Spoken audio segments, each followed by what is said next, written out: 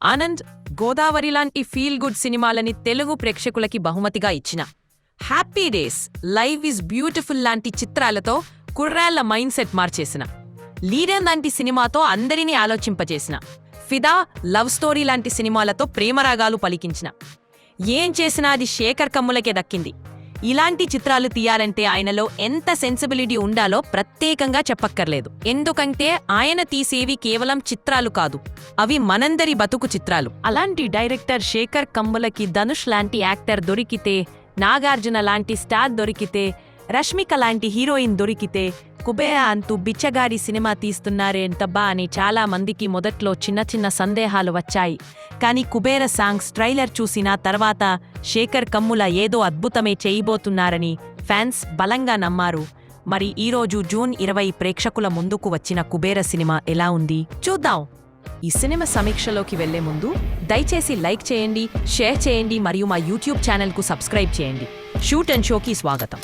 ఈ సినిమా కథ ఏమిటంటే, ఎన్నో ఏళ్లుగా సముద్రంలో పలున్న ఆయిల్ని గుర్తించేందుకు ప్రభుత్వం ఓ ప్రాజెక్ట్ చేస్తుంది. అయితే సరిగ్గా ఆయిల్ చిక్కిన తర్వాత ఆ విషయాన్ని ప్రభుత్వానికంటే ముందు నీరజ్ మిత్రా అనే బడా బిజినెస్ మ్యాన్ కి అధికారులు లీక్ చేస్తారు. దీంతో 15 ఏళ్లకి పైగా దేశానికి సరిపడే ఆయిల్ రిగ్ ని తమ సొంతం చేసేందుకు పెట్రోలియం మినిస్టర్తో 1,00,000 కోట్లకి డీల్ కుదుర్చుకుంటాడు నీరజ్. వెంటనే ఈ విషయం తెలిసిన రిగ్లోని కార్మికుల్ని, అధికారులు అందర్నీ చంపేసి ఫైర్ యాక్సిడెంట్ అని క్రియేట్ చేస్తాడు నీరజ్. కట్ చేస్తే ఈ బడా డీల్ని ఎప్పటికీ ఎవరూ కనిపెట్టకుండా ఉండేందుకు, ఎలాంటి దర్యాప్తులు జరిగినా నిజం బయటికి రాకుండా ఉండేందుకు జైలులో ఉన్న మాజీ సిబిఐ అధికారి దీపక్ తేజ్ అంటే నాగార్జునని సాయం కోరతాడు నీరజ్. ఇందుకు ప్రతిగా జైలు నుంచి దీపక్ని విడుదల చేస్తానని హామీ ఇస్తాడు. అలా బయటికి వచ్చిన దీపక్ ఈ డీల్ని పూర్తి చేసేందుకు నీరజ్కి బినామీలుగా 4 బిచ్చగాళ్లని వెతికి పట్టుకుంటాడు. అందులో దేవా అంటే ధనుష్ ఒకడు. వీళ్ల పేరు మీద బోగస్ కంపెనీలు క్రియేట్ చేసి ఆ బ్లాక్ మనీని మొత్తం వైట్ చేసి వీళ్ల ద్వారానే మంత్రుల బినామీలకి డబ్బులు చెల్లించాలని దీపక్, నీరజ్ ప్లాన్ చేస్తారు.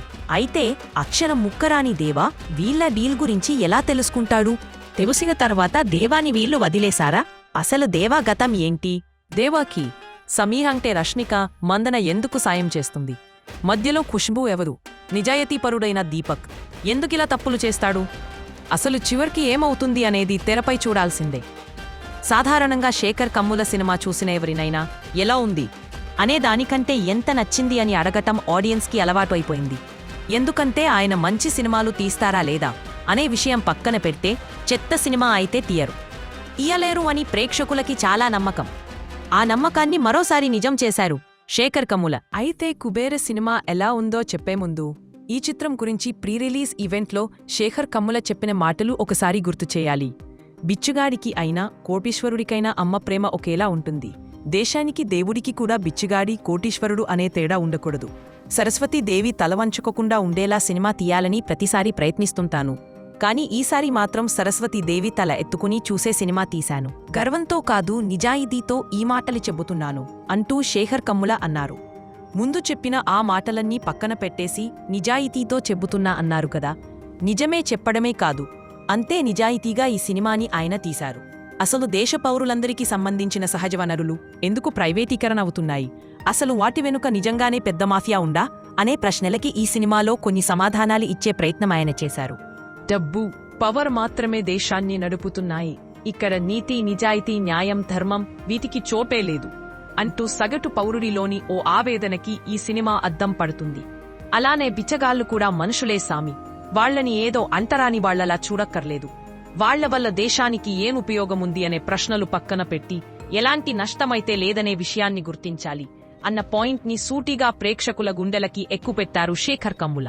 బిలియనేర్ అనే ముసుగులు వేసుకుని బిజినెస్ మ్యాన్ అంటూ కలరింగ్ ఇస్తూ దేశాన్ని అమ్ముకుదొబ్బే బడా కార్పొరేట్ జంతువుల్ని గుడి మెట్లపై అడుక్కునే ఓ బెగ్గర్, వీలైతే సాయం చేయడమే కాని హాని చేయడం రాని ఒక సాదాసీదా బిచ్చగాడు ఎలా ఢీకొత్తారనేది చాలా ఇంట్రెస్టింగ్ పాయింట్.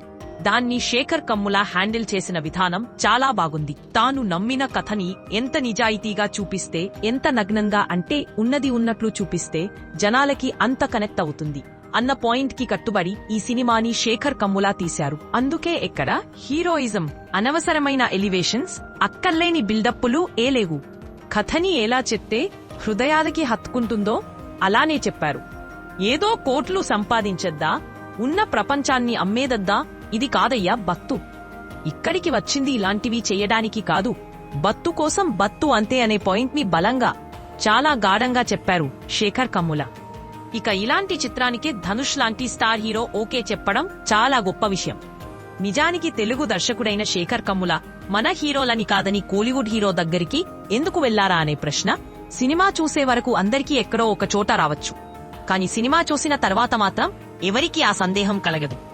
ఎందుకంటే బిచ్చగాడి పాత్రలో నటించడం కాదు, ధనుష్ జీవించేశారు.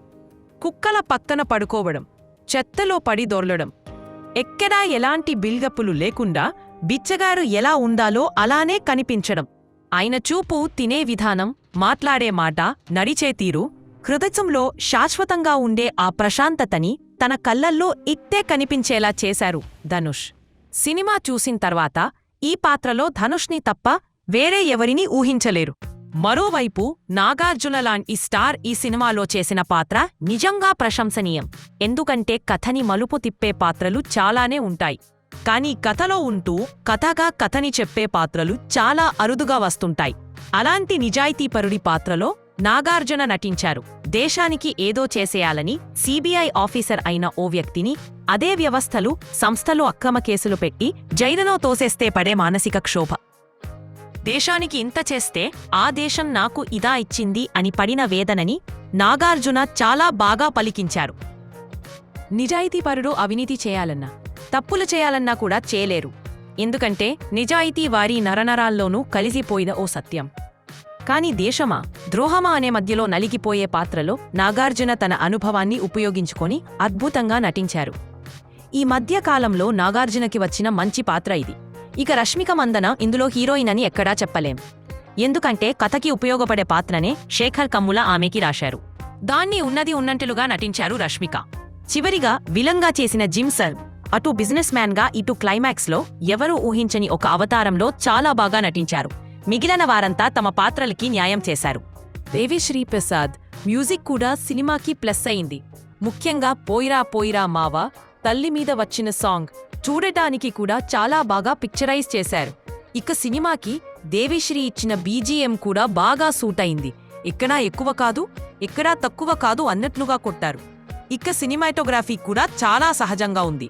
అయితే సినిమాకి ఎక్కడా నెగటివ్ లేదా అంటే అది రన్ టైం అని చెప్పొచ్చు. అయితే ఇది మైనస్ అని చెప్పేంత పెద్ద విషయం కూడా కాదు. సినిమా దాదాపు 3 గంటల 14 నిమిషాలు ఉంది. అలా అని ఎక్కడైనా బోర్ కొట్టేలా ఉందా అంటే ఏం లేదు. కానీ చిన్న చిన్న కత్తెరలు అయితే వేయొచ్చు. కానీ శేఖర్ కమ్ముల అలా చేయాలని అనుకోలేదని సినిమా చూస్తే ఆడియన్స్కి అర్థమవుతుంది. ఇక సినిమాకి కుబేరా అనే టైటిల్ ఎందుకు పెట్టారో లాస్ట్ షాట్లో అర్థమవుతుంది. అంటే అసలు కుబేరా ఎవరో టైటిల్ కార్డ్స్ పడే టైంలో వస్తుంది, మిస్ అవ్వకండి. చివరిగా ఒక్క మాటలో చెప్పాలంటే కుబేరా బతుకు కోసం బతుకు. నా సమీక్ష నచ్చితే షేర్ చేయండి. నా యూట్యూబ్ ఛానల్ సబ్స్క్రైబ్ చేసుకోండి. ఇది మీ సహానా ఏఐ.